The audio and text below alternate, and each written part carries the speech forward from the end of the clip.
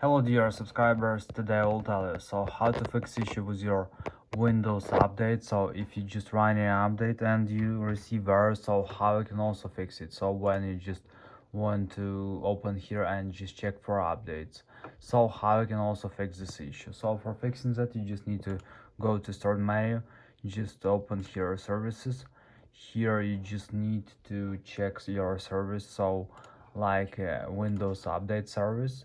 So just check if also the service it's automatic. So just check this thing. So let's just open it. Let's wait until it will open.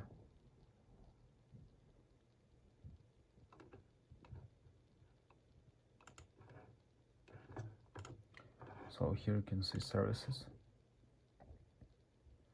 Let's just find here Windows update service, and here you can also just tap on properties. Here you just need to choose automatic and just tap on apply and OK. So after, just open your control panel and just try to check for updates again. So hope it will help you. Thanks for watching. Have a nice day. Goodbye.